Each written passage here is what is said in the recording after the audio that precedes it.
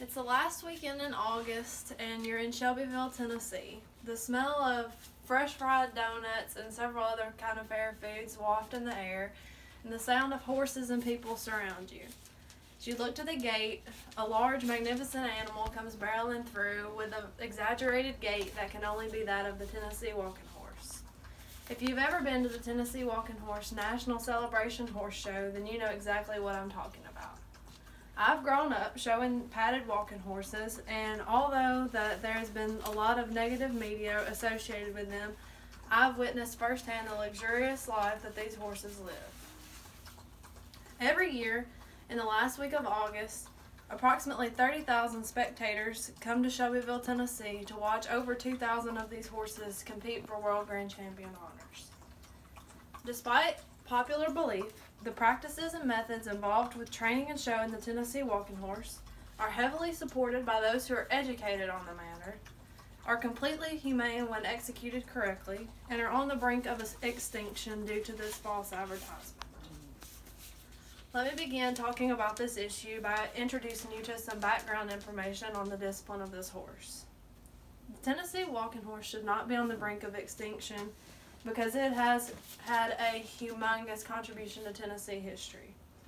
The first padded Tennessee Walking Horse World Grand Champion was Strolling Jim, who was crowned on September 9th of 1939 at the celebration, and a celebration horse show has been held every single year on the last week of August since then, according to the celebration website.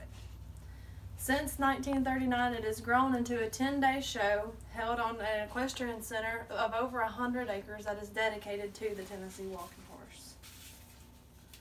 After 79 years of thriving and becoming most part of Tennessee's history, it has put Shelbyville, Tennessee on the map as the walking horse capital of the world.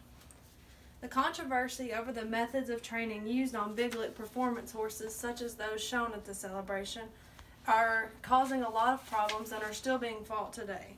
In fact, this exaggerated gait is what caused people to fall in love with these horses almost a century ago. So now that you know why we should preserve these horses, let me tell you more about these training methods that I mentioned before. The practices are actually humane and are heavily governed due to the controversy related to them. R.S. Sherman, a veterinarian, stated that pads have been used for many years to enhance the gait of the Tennessee Walking Horse. If these practices are so horrible, then why have they been around for almost a century? Although some cruel and unlawful things were once associated with them, I cannot deny that. They have long since been abolished due to the Horse Protection Act. Exhaustive inspection processes that horses go through before entering the show ring ensure that only the most sound horses are allowed to compete. Senator Scott Desjardins and Congresswoman Marsha Blackburn, both huge supporters of the Tennessee walking horse industry, were invited to watch these inspection processes at Dr. John Bennett's veterinary practice in Shelbyville, Tennessee.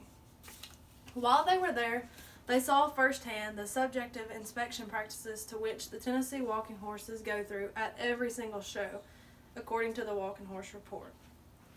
They watched a show horse by the name of Master Class, owned by Herbert Derrickson, go through the inspection.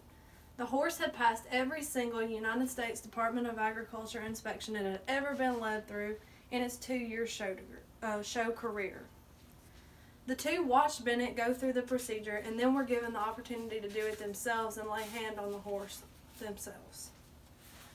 After this, Desjardins stated, "If other legislators were given the opportunity to come and view the inspection process and actually lay hands on the horse, they would have a clearer understanding of how subjective the practice is." While heavy-shod horses that wear a shoe similar to this one are not under very heavy scrutiny, the horses that wear this, the pad, or the big lick walking horse, face just horrible scrutiny. And if you were to hold these two, this obviously weighs more than this. Although they are both attached to the horse the same way, basically, this is seen as being cruel and unlawful to the horse, while this is seen as okay.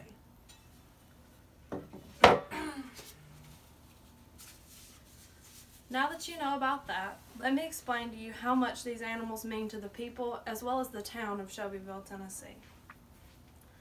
Spectators and supporters are necessary at events that are designated for the Tennessee Walking Horse, just like any other industry, if it ever has any hope at returning to its former glory.